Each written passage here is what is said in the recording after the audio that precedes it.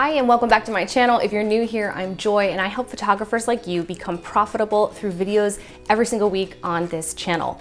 Now this video is actually a first in a series throughout the month of September that's going to be focusing on marketing. So everything here on the channel and inside of my private Facebook group is going to revolve around that topic, and I'm really excited to dive in. So if you're not currently inside of my Facebook group, it's a private Facebook group just for photographers called PhotoBoss, and I want to invite you right now to join.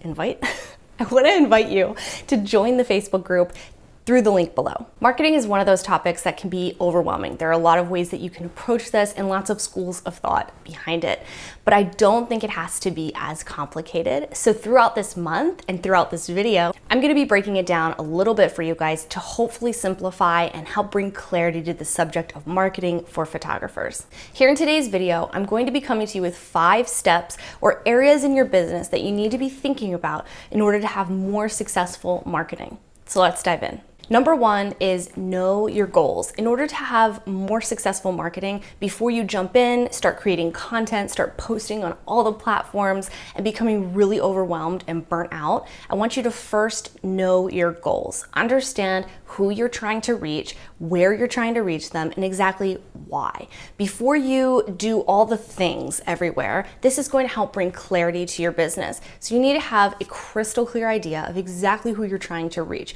Who's that ideal client? And then that's going to help determine where you need to be hanging out online and in person so that you can reach them more effectively. So I want you to establish and think about your goals with your marketing before you start marketing. Knowing your goals and what final outcomes you want from your marketing is so important, but a lot of times this comes later on and then you get them a little bit backwards. Sometimes people are so busy blogging and posting and producing content and just kind of shouting into the void before they really think about exactly what they're hoping to accomplish, what types of clients they're trying to attract, where those clients are. Are they local? Are you international? Are you willing to travel? Are you thinking about weddings? Are those weddings going to be destination weddings? Are you looking for boho brides or elegant brides? These are things that you do need to think about because it's going to determine your message and where you're marketing, what avenues you take to be most effective in that message. So the second thing is stop selling and calling it marketing. A lot of times people think that they're marketing when they post a promotion telling people to check out their mini sessions or 20% off their collections on their wedding packages. But this is selling. This is a small subset of marketing, but it shouldn't be your marketing approach to just kind of shout out your deals and your discounts and tell them that it's a limited time offer, that kind of thing. That is selling. And while it has its place in your marketing plan, it's kind of the very last step. And before you can sell, you have to build trust. And before you can build trust, you have to get in front of them and get exposure. And before you can get exposure, you have to have amazing, valuable content. So before you start to sell, think about how you can bring value to your client that you've already established through step 1. And don't think so much about the conversion of the sale because we'll get to that later. One thing that I'm going to say over and over and over again is that you need to give before you ask. Give value, give help, and give solutions before you ask for the sale, because you're not going to get the sale until you've built the trust, and trust comes through delivering consistent value. Number 3 is create a plan and stick to it. So often you will hear about people saying, I tried to post to Instagram and it's not doing anything, or I tried to create an email list and try email marketing, nobody opened my emails, it didn't work. But so often if you dig a little bit deeper, you come to find out they didn't stick to it. Not only were they not consistent, but they just kind of gave up after a few weeks. And the problem with that is you have to do something for a considerable amount of time, 6 or 8 weeks at least, to know if your marketing is working or if it actually should change. So a lot of times I think that so often we quit just when we're about to get results. We can't tell that we're so close. It's like when the diggers and the miners are getting that close to gold and then they give up, they can't tell that the gold is right there beyond the wall. And that's how it is in marketing. So oftentimes I think people give up because they're not seeing really quick results.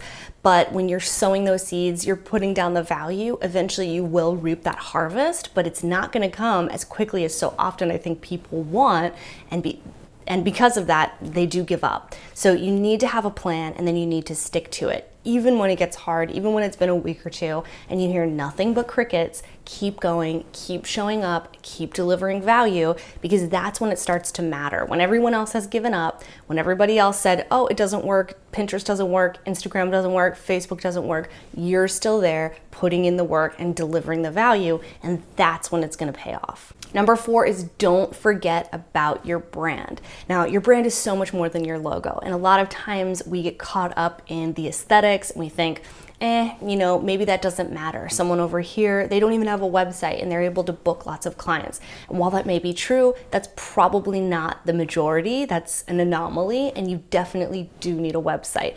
But I want you to think beyond just the visuals of your brand for a moment here and think about what makes you different, what makes your experience with your clients absolutely exceptional, and why they would want to refer you in the future. So this is going to be the lifeblood of your business. Your brand is really what weaves you into your business and what makes you different, because we all know there's a lot of competition when it comes to photographers. So your brand is really the only differentiating factor if you really think about it. Final area you're going to want to think about today is establishing authority through professionalism. And really what this comes down to is the tiny little details. So I want your website, your email, and your headshot to be professional. Those are the 3 things you need to be thinking about. Because think of it this way, if you are out in the world marketing yourself, trying to get people to your website, but your website is confusing and inconsistent and unprofessional, it's going to be hard for you to convert and make the most of all that marketing effort that you've been putting behind your business.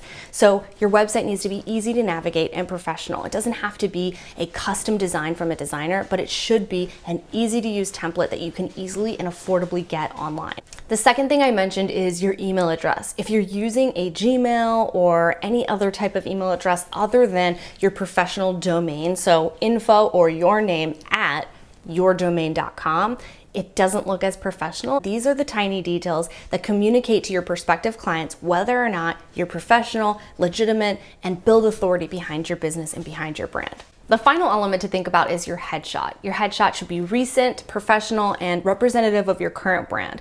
This is going to be great for social media and also for your website. So make sure that your headshot is something you can be proud of. So to summarize, number 1, have a plan before you begin. Know who you're talking to and where you want to be doing this marketing plan.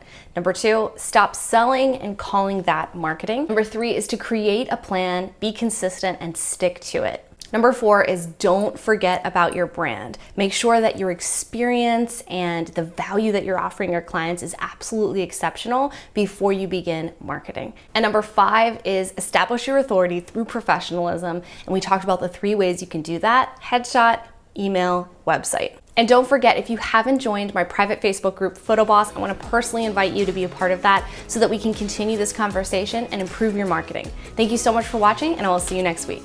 Bye, guys.